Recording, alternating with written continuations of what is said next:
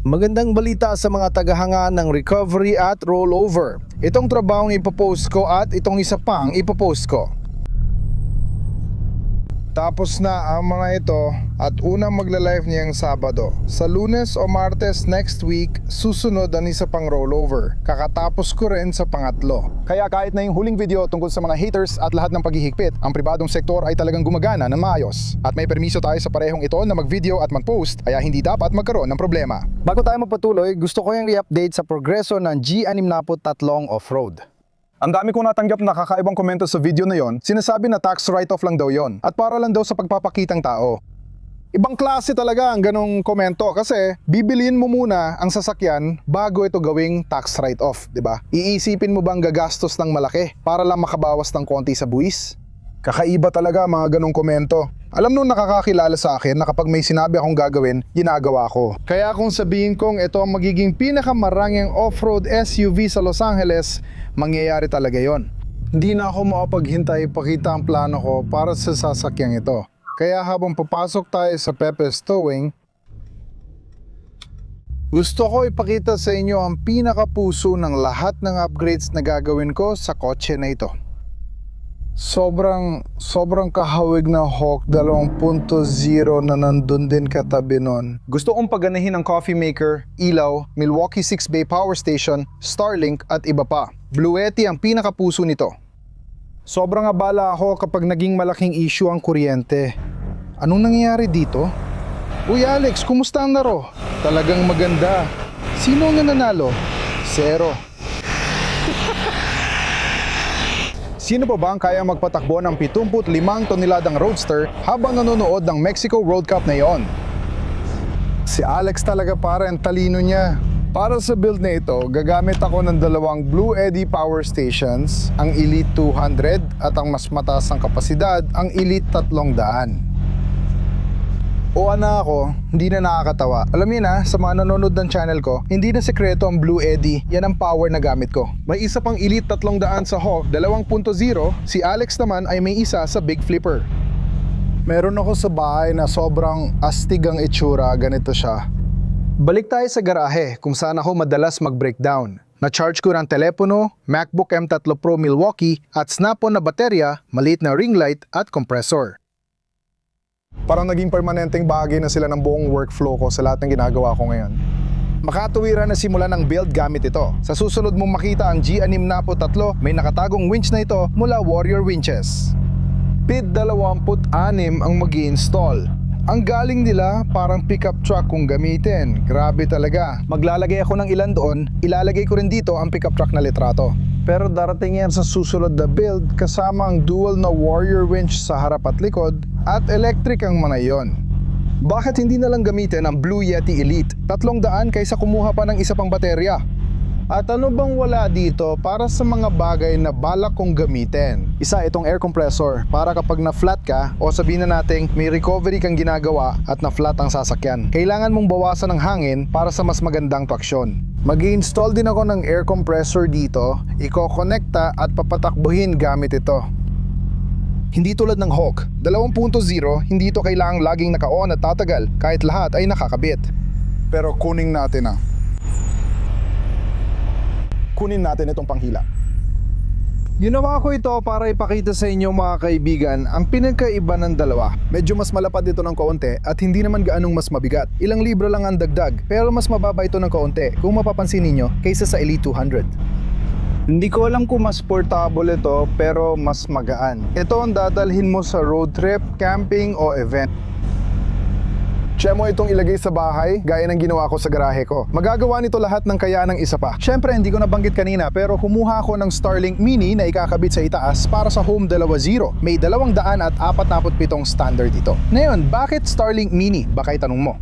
Napag-usapan ko na ito. May trabaho kami sa mga burol na kailangang hilahin ang sasakyan palabas. Doon ko dadalhin ito dahil walang cellphone signal kaya kailangan yon. Kailangan lang natin itong isaksak ng ganito.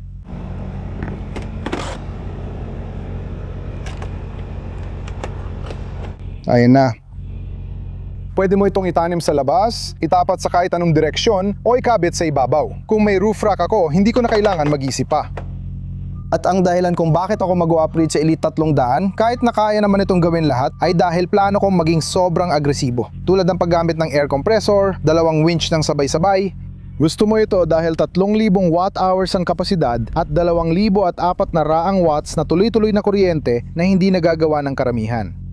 Katulad na nakikita mo, halos na ilagay nila ang 3,000 kilowatt-hour generator sa katawan ng isang 2,001 kung bibilisan ko lang ito. Bubuhating mo lang itong astig na gamit na to.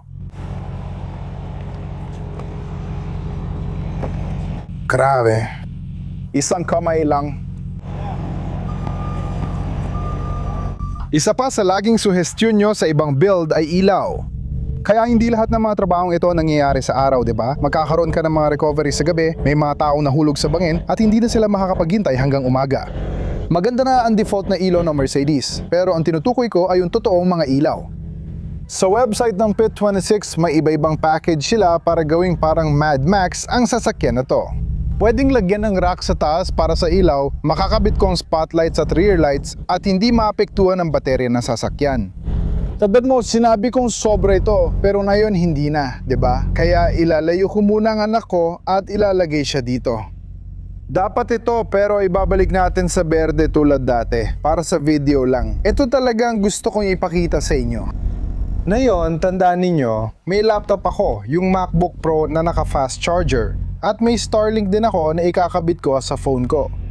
Pupunta ako sa Blue Yeti app ko, ikiklik ang The Elite 300, sa lahat ng ito may 19 na oras at 45 minuto pa ako natitira. Kailan mo maubos lahat yon? Hindi pa talaga natin nasisimulan. Dito sa side na ito, yung DC at lighter plug ko, kukuha pa ako ng mini set power para dito. Kung magiging tapat ako, ang goal ko ay balang araw maging ganito, tulad ng picture na ipapadala ko sa inyo. Malinaw na AI render si Pit 26 ito. Naisip mo ba ang G63 tow truck kaya na rin nilang gawing pickup truck ang mga yon? Ngayon, para mangyari yon, kailangan kong kumuha ng maraming sponsors. O kaya, may lumapit at magsabi, "Uy, gusto kong gawin yan para sa'yo. Kung pwede naming ilagay ang logo namin dyan, kontakin mo ako." Kung ganon, kasi siguradong magastos yon. Sa ngayon, ayos na muna ito. Ulit, ilalagay ko ang mga winch dito. Warrior winch. Ako'y naniniwala na Gladiator series ang gagawa nito dito rin mismo. Ang Pit26 ang shop na gumagawa ng lahat niyan. Bibigyan nila ako ng 2.5-inch lift siguro, King Shocks yun. Hindi pa ako sigurado sa gulong at trim pero halatang pang off-road. Marami rin tagpipilian sa rack. Gagamitin yon halimbawa para magdagdag ng rigging equipment sa box lights. At nandito na rin sa likod ang starter baby kit ko. Kaya gamit ito, ibig kong sabihin, sa pagitan nito at nito, marami ka nang magagawa. Para sa Red Tiger, alam nyo, sige, papakita ko na lang sa inyo. Ipinakita ko ito at marami sa inyo ang bumili ng Red Tiger system na astig. Ngayon, kung mapapansin nyo, itinago ko ang mga wire sa loob at dito lumalabas. Ayusin ko yan, pero mahilig talaga ako sa malinis na pagkakakabit ng mga wire. At bago ako tumigil, tungkol kay Blue Yeti. Kung tingin nyo malaki ito, may Elite 200 na mas compact at magaan. Ang Blue Yeti ay may halos 1,000 ganitong bagay sa website nila, iba-ibang kulay, sukat at may hawak kamay pa. Para sa desk mo sa opisina, nire-recommenda akong tingnan mo sila. At nang matapos itong isang to, nilagay ko ang affiliate link ko at tiningnan kong gumagana pa ito. Lubos kong nire-recommenda ang bilhin niya ito dahil natutunton kapag binili. Baka mapansin ng Blue Yeti at sabihin, "Uy, sponsor natin ang tow truck conversion," kung lalo pa niya tayong ipopromote.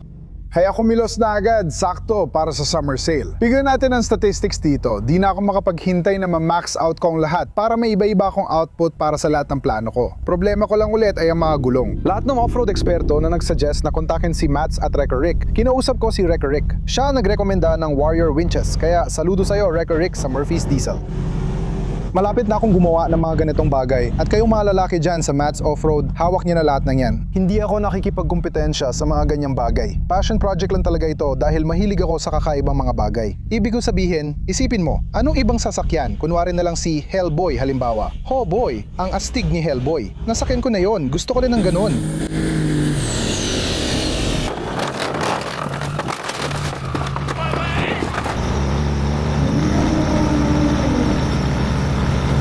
Kung sabi ni Ricky Rick, ibebenta ko sa'yo, tsak bibilin ko. Pero Mercedes pa rin ito pare, pasok ka lang. May karangyaan ka, pwede kang magpamasahe, may heated at massage seats, CarPlay. Mercedes ito na may AMG package. Pero kunyari, may tumawag sa akin. Makakakuha kami ng sasakyan sa Lancaster malapit sa Labi 4 o sa Victorville na disyerto na. Wala kaming 4x4 sa fleet. Ang tanging pagpipilian ay isang heavy wrecker tulad ng Hulk. O kaya yung malaking flipper dun sa likod, mukhang bago at makintab. Kakahugas na ni Alex niyan. Madali ko lang mai-input ang ganitong bagay. May wifi ako kahit saan, kahit dead zone ng lugar. Sa Blue Yeti, di ko na kailangan mag-alala kung monekta sa baterya. Kailangan ng jump start dahil gamit lahat ng ilaw, compressor at winch. Pero hindi naman ito parang buong monster truck build. Hindi naman 10 pulgadang lift ito. Simple lang, 2 tuldok, 5 pulgada, mas agresibong gulong para kayanin. Kaya ko naman halapin yon.